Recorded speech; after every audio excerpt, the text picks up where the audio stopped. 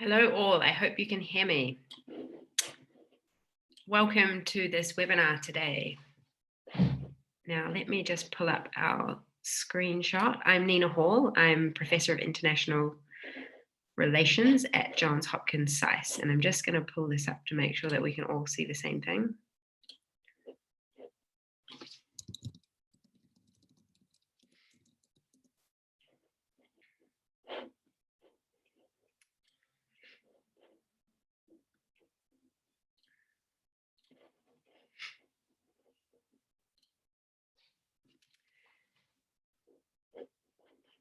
Great.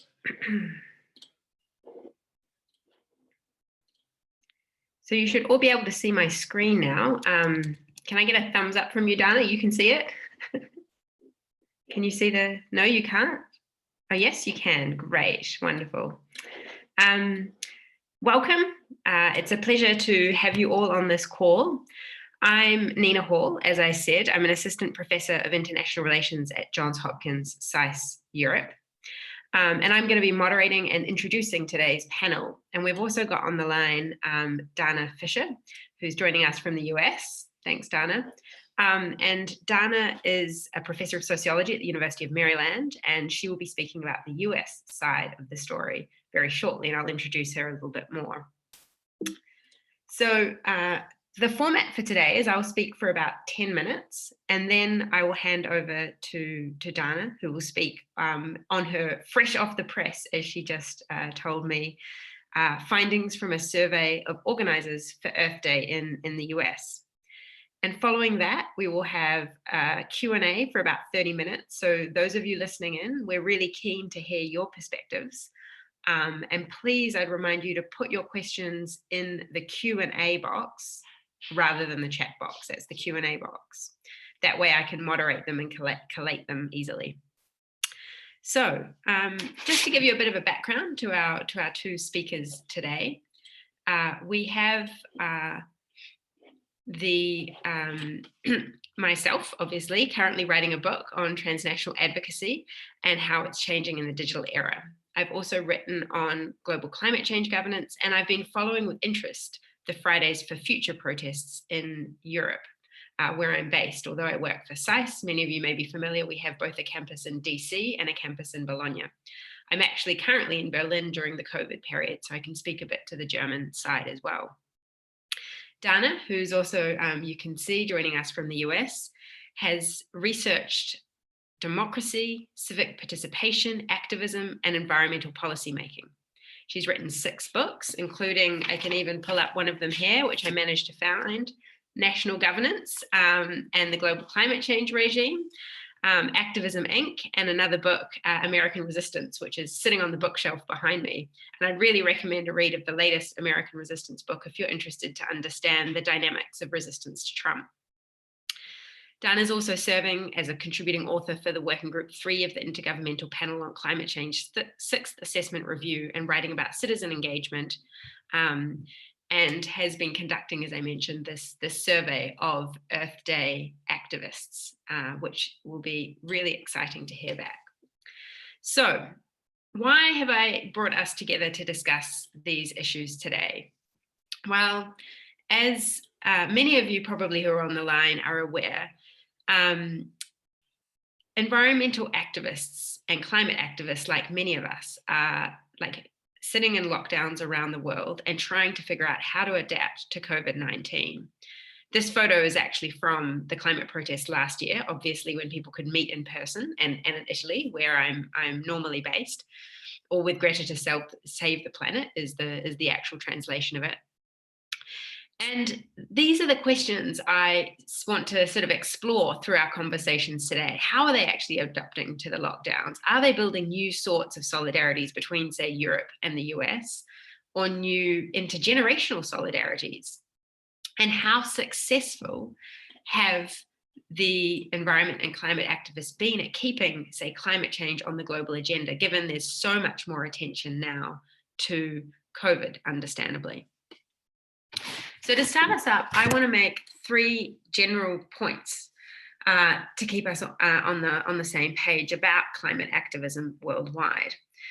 And the first is just to say that 2019 was a momentous year of climate activism. And so COVID-19 poses a particular challenge to keep that momentum going. So I want to sketch that out a little bit more, because 2019, for many of you who are following the movement, you'll remember that roughly a year ago, April the 15th, we had thousands blocking roads across London through the Extinction Rebellion movement. Many of them were put in prison subsequently. And this Extinction Rebellion movement used direct action. So their aim was to non-violent direct resistance. And this tactic has spread worldwide subsequently, with other Extinction Rebellion chapters springing up around the world, including in Berlin and one in Bologna. Now, alongside Extinction Rebellion, probably what was covered even more in most press was the climate strikers instigated by Greta Thunberg, her initial protest outside Parliament in Sweden, and leading to thousands, in fact, millions of other protesters taking to the streets regularly on a Friday, with a peak in September last year, which you may recall there were 2 big protests where people, again, taking to the streets. And it's worth noting that, 2019 isn't the only year we've seen climate activism. There's a long history of climate activism. Large global climate marches in 2009, which were led by a number of different activist groups, including 350.org and Greenpeace. There were large marches in the lead up to the Paris Agreement in 2015. And Indigenous groups from North Dakota to New Zealand, which is where I'm from, have fought long and hard to stop fossil fuel extraction. But 2019 really does stand out in terms of the global spread, and also in terms of the numbers. You can see there that article of 6 million people estimated to have mobilized over 2 Fridays in late September. And not only were there large numbers of people, we also saw that there was a significant amount of public attention and decision makers' attention to these protests.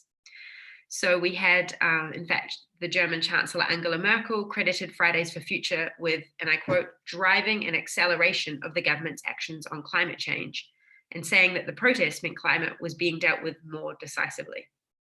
And interesting, just a side note, Angela Merkel right now, as we speak today and tomorrow, is hosting in Berlin the Petersberg Summit on climate change, where a number of world leaders, including the UN Secretary General and environment ministers from around the world, are meeting to talk about climate change. So it is still on some countries' agendas. And I think one of the things that, of course, cropped up, though, is we had a lot of momentum in 2019, and there were big plans for 2020. And of course, all of those plans had to be rethought. So Fridays for Future were planning a large global month of action starting on April the 4th with a series of climate strikes that they wanted to rival last year's mass strikes in September. So they wanted to replicate what you can see down here on the right. This included the UK Youth Strike for Climate, the climate strikes in France and Portugal. And then we also had other protests being organised by Extinction Rebellion, and a large push towards, of course, there would have been protests planned around the UNFCCC, which is held every year, and this year was due to be held in Scotland. But of course, given COVID-19 and government lockdown, social distancing, activists around the world have had to reconsider all of these plans because they can't host a large march. So what's happened? The short story is climate activism has gone online, and it's not just one individual, it's not just Greta, but of course the broader movement that behind her, as well as many other climate protest movements. So in Europe, the movement Fridays for Future first shifted online in Milan, and it really followed, if you like, the lockdown. So Milan was the first place in Europe to go into lockdown, and they launched a digital strike on February the 28th. This was followed by Fridays for Future Italy on March the 13th, and Greta Thunberg and the rest of the Fridays for Future movement followed again in March. And they posted, instead of standing and striking and not going to school on a Friday we see them protesting still, but at home, of course, and with photos saying school strike. Now, I've done a bit of preliminary analysis, and I can say it's very preliminary, to look at how these strikes have been tweeted on and the coverage online. So this is just in terms of the Twitter hashtag climate strike, which most of the Fridays for Futures use. And then they've opted for climate strike online. And what you can see, first of all, is a regularity, which is the Friday regularity, because that's when the strike occurs. So that's why you get the sort of zigzag pendulum. And then what you can see in blue is the on the streets climate strike that people were obviously tweeting about when they were actually doing it as an action. And over time has been replaced also with this climate strike online, which has become the more dominant one. And so this isn't surprising, right? That they've swapped from the hashtag they were using to an online hashtag as they've moved online. And I think it's interesting just to see that the one this Friday that's just passed was one of the bigger ones. Now, the other thing they've done is they've also started to, Fridays for Future at least, run webinars. This one was just one of the first with a representative from the WHO who talked on climate change along with Naomi Klein. And this wasn't just Greta, it was also Fridays for Future Germany were hosting and are hosting pretty regular, almost every day webinars. And also Fridays for Future in Italy have been putting up resources. The quarantine for the future is how you could translate this, with films, books, series, podcasts, all sorts of resources for people to learn more while they were in lockdown. So the third and final point I guess I want to make before handing over is that, well, what is the bigger picture, right? We had a whole lot of momentum in 2019. We see this adaptation. And this is an open question. I don't think any of us can answer this yet, although I'm very interested to hear people's views, and it will probably take some time before we can evaluate this, because obviously we're right in the throes of it. But the sort of questions I guess many activists themselves are asking is whether or not the switch will be effective, because obviously the most effective tools for many of them was actually getting out onto the street. They could get much more public attention, as well as much more attention from decision makers. I've read a master's thesis, which was done by a student at the University of Bologna, tracing Italian climate activists, and a number of the climate activists themselves said, we don't know if striking online works, because, you know, what does it mean to strike online when you're already at home? You're not really leaving school if you're already sitting at home. Climate activists are now limited to social media. They might just be speaking within echo chambers. They're not really reaching out to new audiences. And decision makers really have very little headspace to talk about anything but COVID-19. And I think the example I gave earlier of Angela Merkel and the Petersburg summit is a very rare exception. So I can see a few scenarios. One is that the protests continue online, but they aren't that effective because protesters are only talking to the converted, and they might get fewer and fewer participants. They might continue them online and have strong support, but decision makers aren't paying attention. But we may also see them finding ways to be effective online and then coming back strong once the lockdowns are lifted. And that's certainly something that a lot of the activists that I've been following have been pushing, to say we should use this lockdown moment very creatively to rethink how can we transition our economy.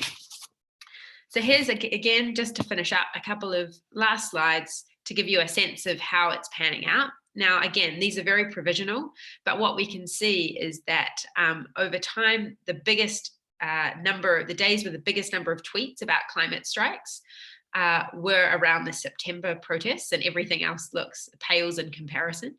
But we can also see, if we look at Fridays for Future and compare tweets now, so over this March with March last year when there were also big protests, that the red being this year doesn't have that same peak, but that big blue peak was around a really big March in mid-March, but the rest of it is kind of similar. So I think there's still very open questions, is all I would signal from this data, to say that they're very active, but we don't have the same level of activity that you would see around a large-scale march. And this is just one example of how one creative group have managed to get their protest offline onto the streets through protests, through posters scattered in front of the German parliament. And this was on Friday, and it did get some media coverage. All right, I will finish up with that. I'm looking forward to hearing Dana's perspectives from the US. For those of you who have joined since I did the introduction, Dana is a professor of sociology at the University of Maryland. She's written extensively on climate change governance and on activism in the US, and has just completed a survey of climate activists involved in the Earth Day protests in the US, which took place just last week. So this is really fresh off the press research, as she said herself, and she'll speak for around 10 to 15 minutes, and then we will go to Q&A. Great. Thanks, Dana.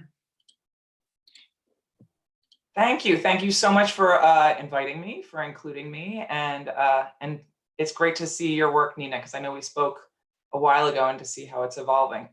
I am going to share my screen now. So let's see if this, hold on one second.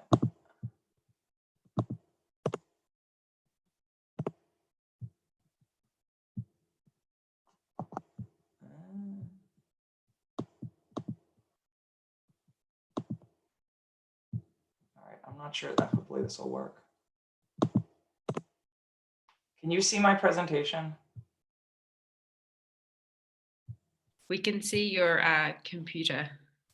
Do you see a presentation though? I'm sorry. Right, yes.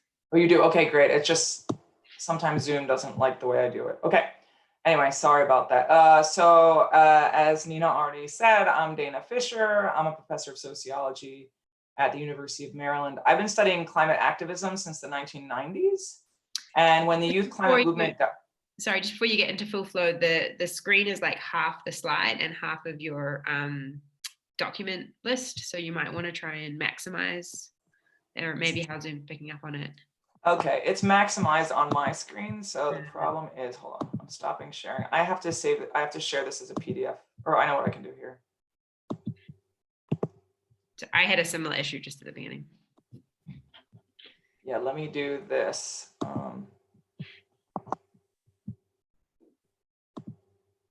So now let me share my screen and hopefully.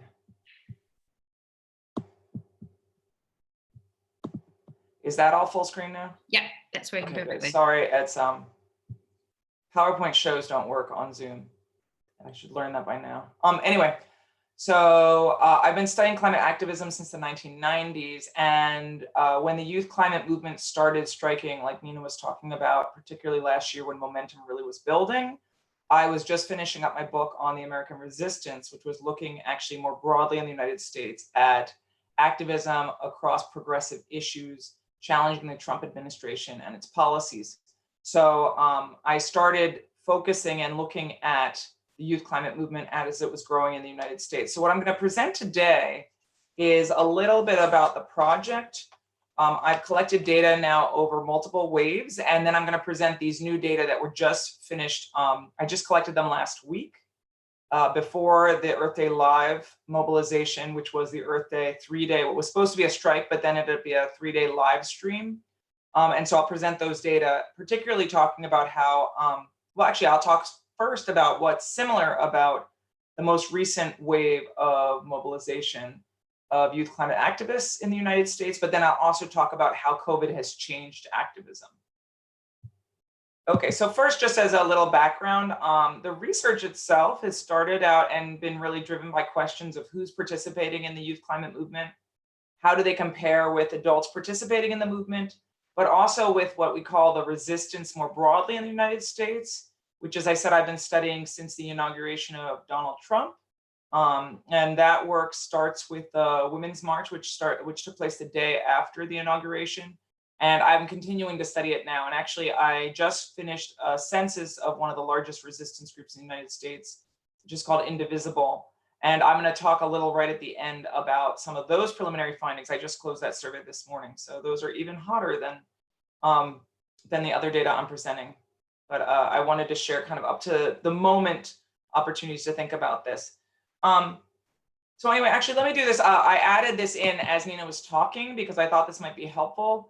This is just a slide that compares the number of countries that are participating in climate strikes, as well as the number of participants who've been participating in climate strikes over time. And this is a slide that actually was put together with Sohana Nasreen, who's a graduate student I'm working with on this project, for a paper that we have specifically on youth climate activism. And what you can see here is the numbers of people and the numbers of countries that have been participating in climate strikes through September 2019, when there was the huge global strike that called for adults and young people all to turn out together to participate in the strike. And the expectation was that these numbers were going to go up in 2020, and April was going to be when things started really getting big, particularly around Earth Day, which was the 50th anniversary of Earth Day last week. However, as everybody knows, things didn't turn out quite as expected, because what we've instead seen is everybody going inside their homes under different levels of stay-at-home measures. In the United States, we have them across most states. There's been some talk about different states having different responses to the outbreak, but as a really good indicator, school districts, public school districts across the United States are all closed right now. So they're all only holding virtual classes. None of them are actually holding school. So let's see, what can we say that's consistent across these data? I mean, the first thing I thought would be worth noting here is that the movement continues to be populated by young people. 25% of the people participating in all waves are 19 years old or younger. And the median age has ranged, particularly between, because it depends on how many older people are coming in, so it pulls the distribution somewhat. The most recent Earth Day Live, which was last week, as I said before, was supposed to be 3 days of strikes, and it turned into 3 days of live stream. And for this project, what I've been doing is working with the organization that coordinates the coalition of groups that are calling for these strikes. And I survey all the people who are organizing locally. So they call them local hosts. And ostensibly, they're going to be coordinating local strikes in each community. But for this round of Earth Day Live, that wasn't the case. Instead, they were basically coordinating local, what they're calling live streams.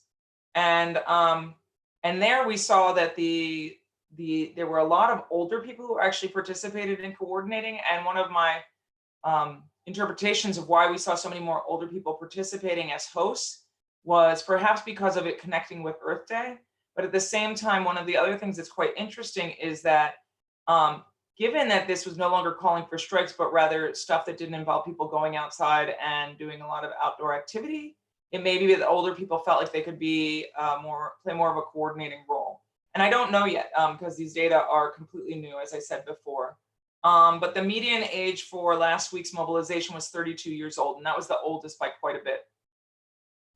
So what can we find that's consistent across these different waves? And here what I have is a table showing you data collected in summer 2019. So here I was surveying organizers who were involved, or activists who were involved in the mobilization in spring 2019, including those big peaks that Nina showed. But then I also surveyed the organizers of the strike in September. And then I was out in the streets in Washington, D.C. with a team of, a research team of students to survey people who were participating in the strike in Washington, D.C. And then here are the most recent data, which are of the organizers in Earth Day Live. And so what we can see across these all is that these groups, we see a decent percentage of the people who are participated in the People's Climate March in 2017, which was not a youth climate strike, but was rather a march organized to commemorate, or as a secondary march. There was the first People's Climate March in 2014. And this secondary one happened after the inauguration of Donald Trump in April of 2017. It was coordinated by adult groups, but about a quarter or a little over a quarter of the people who are activists engaged now highly in the youth climate movement participated in the People's Climate March. What's also interesting is the organizers at Earth Day Live, 91% of them were also involved in the September strike. But what I think is even more interesting from these data is the fact that the people who are participating in these climate strikes also have a lot of experience, in fact, more experience participating in some of the other big events, the protest events that have taken place as part of the American resistance. So we see almost 50%, up to 50% of the Earth Day Live organizers participated in the first Women's March. 48% of them participated in the second Women's March in 2018.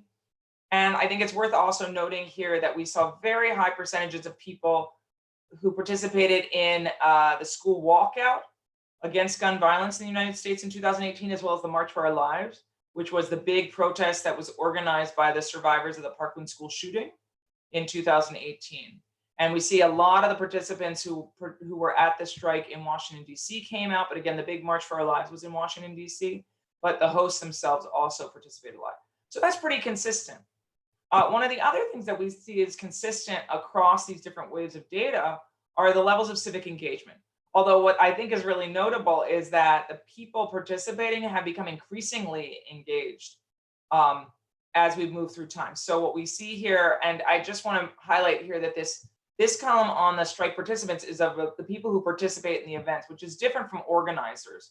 So in a lot of ways, we should expect the organizers from the September strike to be similar to the organizers from Earth Day Live, but you don't expect the organizers to be the same as the individuals who participate, because they're obviously more engaged. What we see here is the percentage of people who organized, who had contacted an elected official in the past year, went up. Those who had participated in a town hall meeting with elected officials went up. The only place where it went down was actually, we see this percentage slightly went down in terms of contact in the media, and also boycotting or deliberately participating in what we call a boycott went down. But most remarkable, in my opinion, is this increase in participation in direct action over the past year. And this is particularly notable because a lot of groups that are continuing to think about how they're going to engage around the 2020 election, which is coming up here in the United States in November and beyond it, have been running trainings to get the people who want to be activists and leaders of their movement to be trained in confrontational civic engagement, particularly thinking about civil disobedience and other types of direct action. So then that brings us to what's different. And one of the questions that I added to the study, once there was no longer going to be a strike and instead it ended up turning into this live stream, is I added a question about what effects COVID-19 specifically had on the hosts of Earth Day Live. So here is an overly crowded slide, I apologize. It's a description here on the right-hand side. You can see a description of Earth Day Live. It was a 3-day event, and originally there were going to be general strikes on the first day, which was April 22nd, last Wednesday.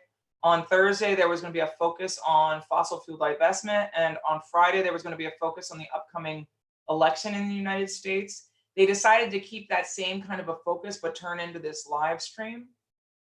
What you can also see below that is this map. This is a map of the respondents who participated in my survey of hosts. So as you can see here, hosts came from across the country. We don't have representation from every state, but we have a very decent geographic distribution of participation. I also have participants who came in and were participating from Alaska and Hawaii, but just to make this easier to read, I kept just the continental United States in this slide. But you can see here that people came from all over. 171 hosts who were coordinating Earth Day Live responded to my survey. And then you can see the data. So the first question was, how would you say COVID-19 is affecting your political work? And here what's interesting is that most of the people are saying, over half of them are saying a lot. And particularly the question actually asked them about what they've been doing. And they said, I've been doing a lot of face-to-face work and striking in person. And so most of the people say that there was a big change due to the outbreak. And then the next question, which specifically asked about online activism, asked about the types of online activism we saw. And the most common is participation in an online Zoom strike with others. But then they also have these talks for future that Nina was talking about. There are a number of other live series. They're called events that are being coordinated by US-based organizations that work within the youth climate movement. So I asked them about all of those. So 30% of the people who responded to the survey said they participated in those. But then we also see over a quarter posting pictures of themselves protesting at home or doing selfies with climate strike sign, as well as posting videos. One of the other questions I didn't include here, but I think is worth noting, is that one of the things I ask people is the degree to which they're focusing on figuring out how to protest and what to do after COVID-19. And about a third of the respondents said that they were working specifically on that, along with other things, so they could check whatever they were doing. But this gives us a sense of how much people have had to change their behavior since the outbreak and what they've been doing specifically. there's this call to continue striking, but as Nina said, when you're striking online, there's less opportunity to get the word out more broadly. So that leads me to some conclusions here. There's clear evidence that the youth climate movement is channeling young people who have experience from outside the climate movement to work specifically on the issue of climate change. And we can see that with the previous experiences in non-climate focused protests, but then also, and I don't show these just to make sure that I didn't talk for too long, but I also have data that talks about how there are a lot of different overlapping organizational affiliations with groups that are not climate specific. What's really interesting, and this is where my Indivisible project comes in, and which is a direct follow-up to the American Resistance book, is that actually when I ask people who are in Indivisible, what's the number one thing motivating them to participate? 70%, or just about 70% of the respondents, and this is over 14,000 people from every state in the United States, said that they were motivated to participate in their political work and work with Indivisible because of the issue of climate change and environmental problems more broadly. The only other motivation that came close was Donald Trump as the president motivating people to participate in activism. So we see that there is an expansion of the climate issue, not just among young people, but also among adults. And that's something that I'm going to be thinking a lot about in the coming months. We also can see how overlapping experiences and organizational connections show coalitions that are expanding as the movement grows. And I have some images that I'm happy to share during Q&A if people want to, about network analysis that's showing how people who are organizing these events, these hosts, are connected through both organizations and hashtags that they're using. But climate change has emerged as an area of concern, connecting an increasingly diverse population. And I expect that will continue. I'm not sure what it's going to look like. Of course, we can't really know yet. But I will be monitoring it to see how it changes. Certainly we're planning, we should expect that we'll be seeing a lot more activism online for as long as people have to stay indoors. And finally, I just had a list of some publications that might be relevant and interesting to people. I'm happy to share PDFs if people want to for the articles, although the book, well, I don't know how available it is now, but hopefully you'll be able to find it somewhere. I know it's available through Amazon and through Columbia University Press. But with that, I will yield back to Nina so we can start a conversation. And I will stop sharing my screen. Thanks for that, Dana. And I can say that certainly, at least in Germany, the bookshops are opening or have been open. So one is slowly able to get hands on books. And I know there's a lot of variation there, and in different countries, things will be opening up. So I have some questions already. And those of you who are on the chat who are sitting and ready to ask a question, I would encourage you to write it now in the Q&A box, not the chat box, because I'll be looking only at the Q&A. So I already have a list of 4 really great questions. I'm going to just start, and I'll mostly leave Dana to answer, but I may chip in here and there. So why do you think climate activism achieved such high momentum in 2019? Well, I think there was a confluence of events, basically. We had the IPCC's findings being so dire. We had a lot of extreme weather taking place in Europe, in the United States, and obviously in Australia. Those are some of the most well-known, but it was basically people were starting to see locally the effects of climate change, and that resonated a lot. At the same time, and what I think is really interesting, I write about this in this new piece, that so Greta originally was motivated to start skipping school based on these youth activists in the United States who decided to do this school walkout against gun violence in the United States, which was after the Parkland school shooting in February 2018. And what's really interesting is that this tactic really was adapted by Greta. And then because social media connected activists and enabled connections among activists so effectively, we saw this tactical innovation spread remarkably. If there weren't social media, it is unclear to me that we would have seen climate activism achieving such high momentum. But what we were able to see is how the technology, along with the concern and people feeling the immediate effects of climate change, all created a real opportunity for mobilization. The question is whether it then can translate into outcomes, and that's the next big question we have to think about. But certainly the outbreak is changing how that can happen. Great. Now we had another question that leads on to that really well, which is somebody's asking, Given that the Fridays for Future movement started online and largely mobilized via digital platforms, why then is COVID-19 a threat for the movement? And I have a couple of my own views about this, but I'll let you answer it first, Dana, and then I can chip in. Okay, I mean, so the thing that's really interesting about Fridays for Future, and I've done interviews with some of the leading activists in the United States to ask them specifically about this. What's really interesting about Fridays for Future is that Fridays for Future coordinated online. So it coordinated activists, but then they did specific actions in person. So it was not a purely online type of activism. It was digitally mediated in-person activism. And what's really interesting is with my interviews with activists and their parents, because since people are under 18, I had to talk to people with their parents. I found that a lot of these activists chose to meet on Zoom prior to COVID-19 because they'd rather not have to actually go out, even if the other activists were at the same universities or in the same communities, just because they choose to meet on Zoom. But when it came to their activism, they did it in person. So there is a change because you're no longer allowed to protest in person. In many places. I mean, certainly in the United States, you can. I believe in I believe in many places in Europe, you can't either. So that is a very substantial difference. And it's not just about coordinating online, it's about now having to actually express your activism online. So that's a bit of a tweak. So, and I can add in the European perspective to that, which is there's been some really great reports done by other social movement scholars in Europe, where they've actually surveyed the March 2019 Fridays for Futures. And what they found is that there were vast majority, in many cases, like over 90% mobilized by face-to-face, not online.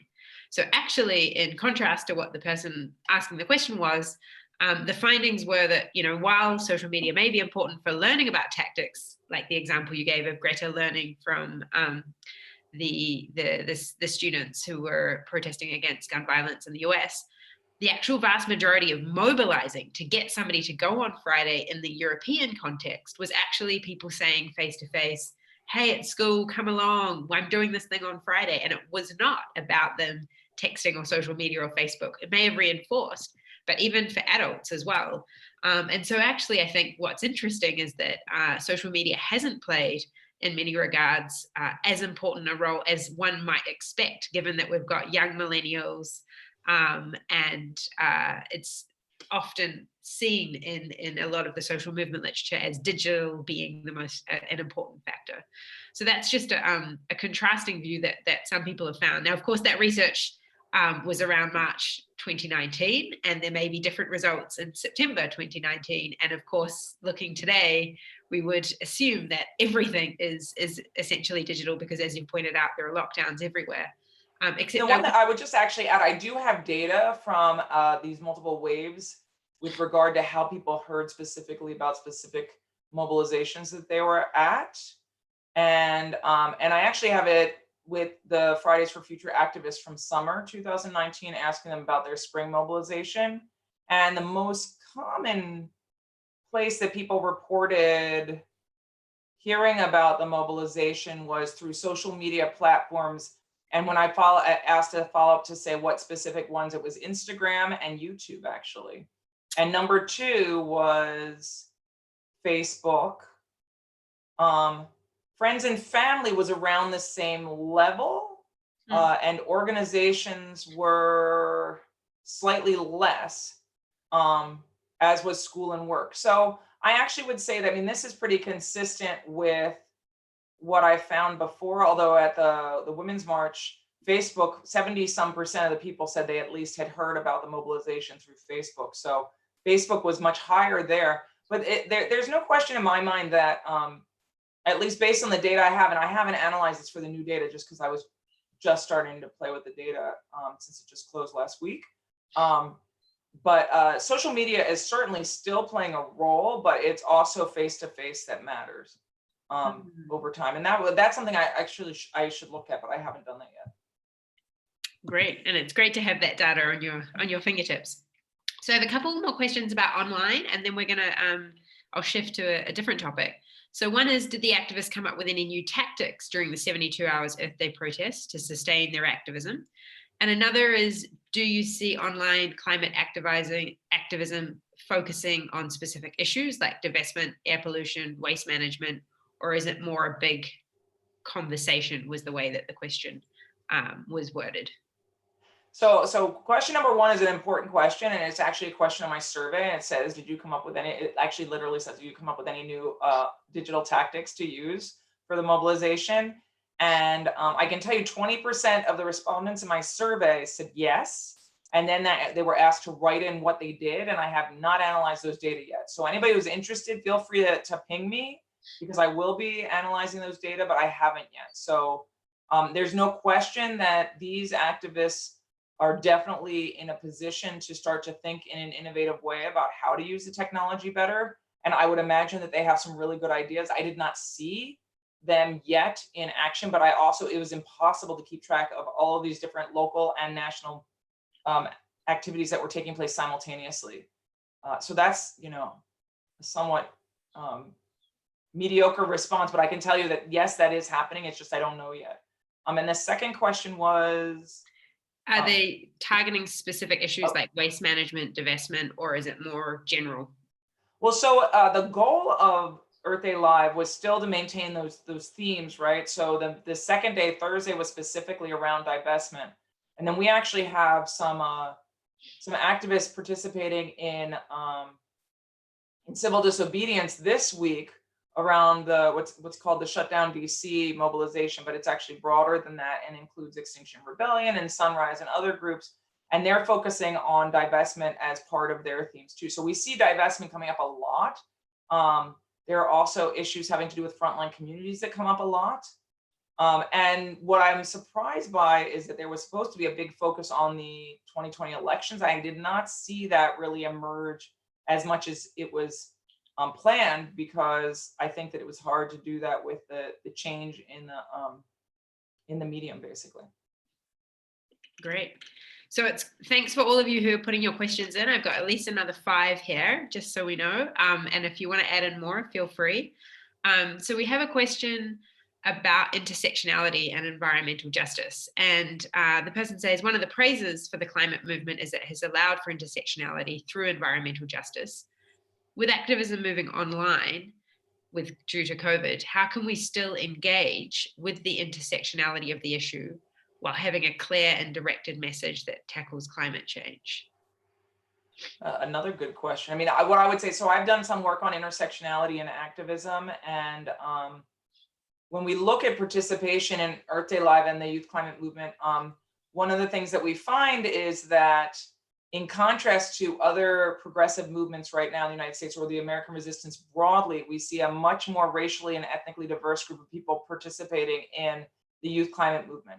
However, we still see the young people who are participating coming from highly educated backgrounds. So that's based on the parents' education, because they're still in school. But they come from families where both parents are highly educated. So we see, to some degree, there's a lot of focus on intersectionality, but there's not as much of intersectional participation as one might hope. But I think that, if we think about what the motivations are across all of these different mobilizations, which is one of the things that I've studied, there has been a lot of consistency. So inequality, racial, gender issues all continue to be very central and important motivations for people participating. And that doesn't seem to have changed based on going online, which is not to say that people can't use it's not to say that identity won't be as easy to mobilize online as it is in person, although in some ways perhaps it might be. I do know, for example, anecdotally, that some groups associated with Black Lives Matter in the United States had originally planned to be involved in certain components of the 3-day strike that happened around Earth Day in the United States. And they pulled out and decided to redirect themselves towards issues happening within their communities, Black and brown communities, rather than working on Earth Day and Earth Day Live. So there is some of that, which I'm not sure the degree to which it's because the mobilization has gone digital, as much as that there's such inequality issues that have emerged with regard to racial as well as economic inequalities that have been highlighted by the crisis here in the United States. So groups and communities are being forced to focus on what's the most pressing issue for themselves. Great. We have one question which from an anonymous attendee who says, how can I become an activist when I live in a small, mostly conservative town, which I assume is in the US? I'm not sure, but assuming it is.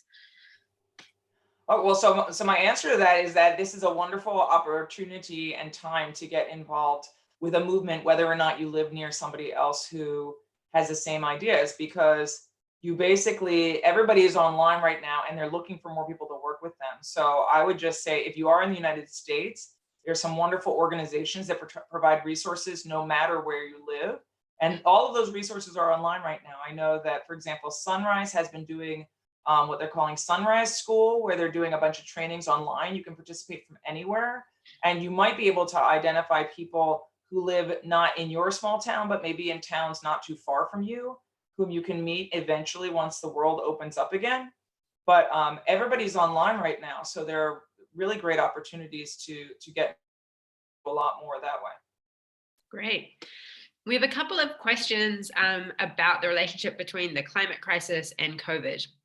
So one from Olivia is, how can climate activism capture and communicate the urgency of the climate crisis when people are mostly concerned with COVID? And obviously the example you just gave of African Americans who are really struggling to engage on Earth in Earth Day is a good example of that. A second question on that topic is from Elliot. And Elliot says, is there any way to determine whether the pandemic experience will engender more of a general respect for science that will have a spillover effect so that people take climate change more seriously, particularly in the US? Well, I mean, I would just say that's also a very important question, Elliot. I mean, what we're seeing right now is the United States is particularly polarized right now. There's been lots of research that's highlighted that. And unfortunately, right now, science has gotten caught up in this polarization, so that research shows that the best way to predict whether or not you believe science is your political affiliation and ideology, rather than some other educational or other types of demographic characteristics. I see that being increasingly exacerbated with COVID-19.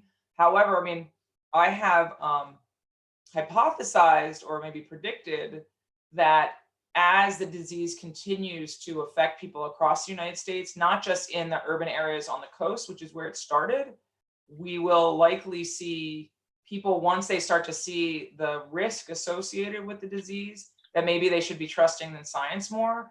That may be, you know, an optimistic view, but that's been my perspective so far. And I'm not sure the degree to which we'll see that play out, but I think that's one option. The other option is that that polarization is so extreme that nobody believes science if they're, you know, depending on their political affiliation right now. I mean, my other research that looks at echo chambers among political elites in the, you know, speaking specifically around climate change, we actually have tracked how during the Trump administration, climate denial, in terms of the denial of the science that climate change is anthropogenic, was specifically cherry picked by people who come from particular political orientations to amplify and distort expectations around climate change. So that doesn't surprise me in a lot of ways that then you'd see that trickle down to the general population. But now we're seeing the same thing happening around this disease, which will have, more, you know, you'll see the effects of that more quickly given expectations with regard to the spread of the disease and the fatality rates, versus climate change, which is going to come a little slower, but not that much slower. Great. And then coming back to Olivia's question, which was the earlier one, was how can climate activism capture and communicate the urgency of the climate crisis, given people are primarily concerned with COVID right now? Well, what a lot of activists have been doing is talking about when there's a lot of discussion about recovery and ways of investing in economic recovery post-COVID. I know in the United States we're having that. Maybe Nina, you can speak to that some in the European context. Within that, what a lot of activists that are working around climate change have been doing is thinking about what some people call a Green New Deal, or a more climate sensitive way of investing to reinvigorate the economy. If we think back in the United States to the original New Deal, which happened after the Great Depression here in the United States, Franklin Delano Roosevelt actually specifically invested in things like tree planting initiatives and getting people back to work to try to recover from the Dust Bowl, recover from the Great Recession, or not the Great Recession, the Great Depression. And we saw more recently after the Great Recession, which President Obama dealt with, that he actually used the American Recovery and Reinvestment Act, and he invested in clean energy technologies and some green jobs during that period as well. Those were both examples of the kind of reinvestment that could happen that would address the climate crisis while also responding to the effects of COVID. And when I say the effects of COVID, I don't mean the spread of the disease, but rather the economic and social effects that we're seeing that we'll see the repercussions of these social distancing measures economically and socially for probably the next 3 years. So something will need to be done. And the question is whether it's reinvest in getting back on fossil fuels or a transition of the economy. And so a lot of activists are focusing on that component. I think that at least so far in the United States is gaining a lot of traction. Nina, yeah, I can just chip in as well from I guess the European and also a bit of a New Zealand perspective, because I'm a New Zealand citizen. And it's certainly the case that in many countries, activists are pushing hard for a green, maybe not use the language Green New Deal, but some form of economic stimulus and welfare and support that includes climate and environmental objectives. So to give you a concrete example of that, We Move, which is a regional online digital advocacy group, just today emailed out to all their members saying, please sign this petition to get the European Parliament to have, and then listed a number of specific proposals to ensure that they live up to their Green New Deal. And we should remember that the EU had elections last May. A new commissioner was named, Ursula von der Leyen, who actually came out and said late last year that she wanted the EU to have a Green New Deal, and that was one of her top priorities. Now there's a lot of conversations about whether or not that will in fact go through, because her proposal for a new climate law committing Europe to net zero emissions by 2050,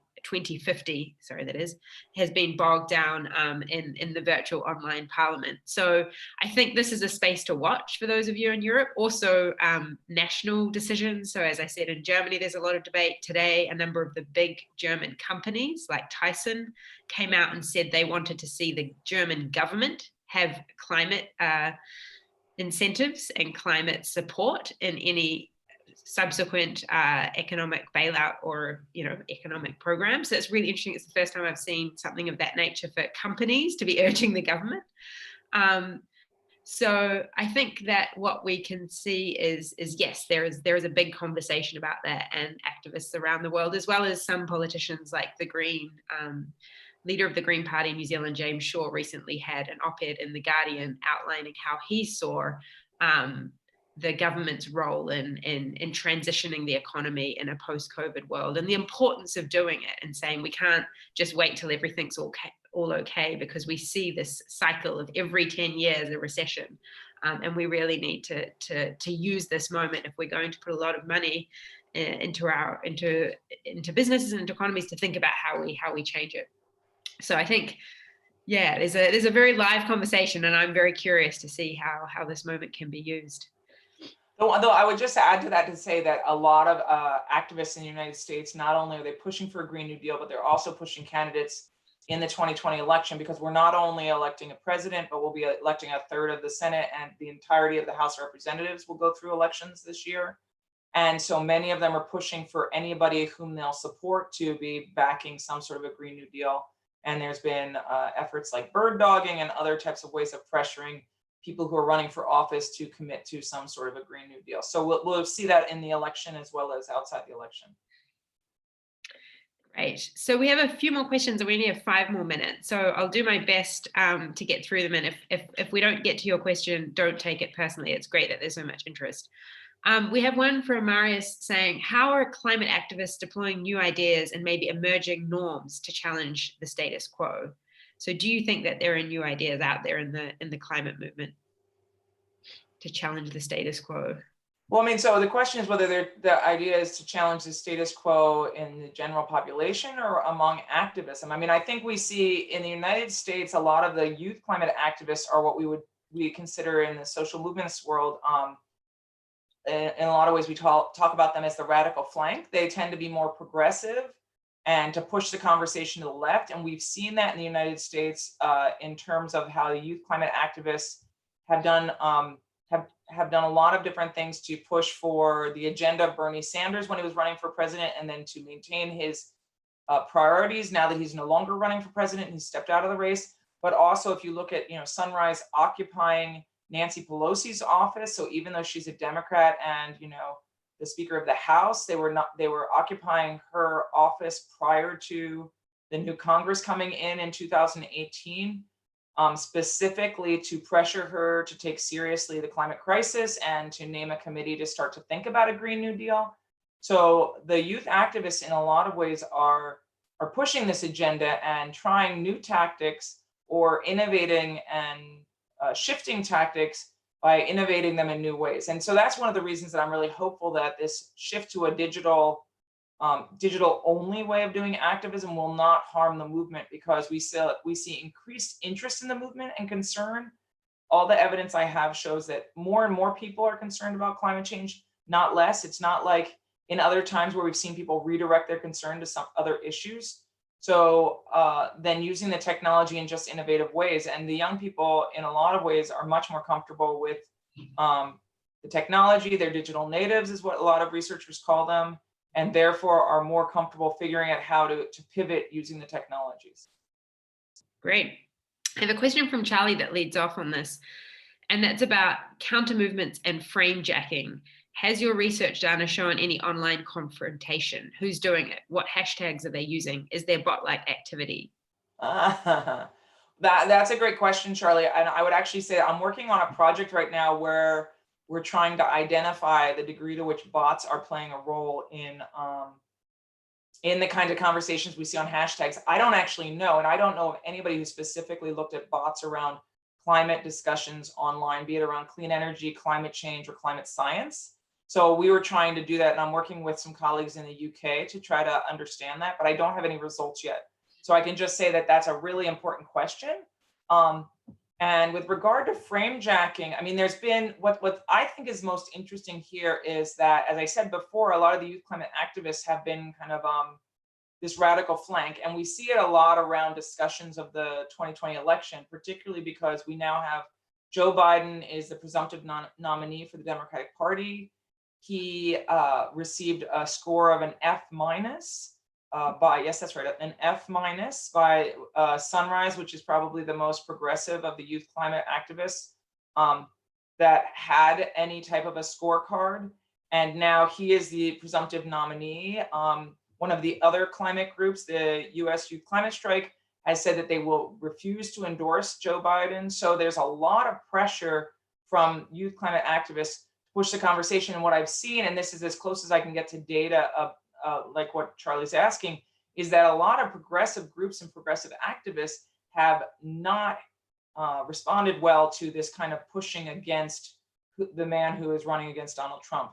So a lot of progressives are started to attack the youth climate activists for their position and their unwillingness to move on their position that Joe Biden needs to take progressive issues more seriously, specifically around climate change.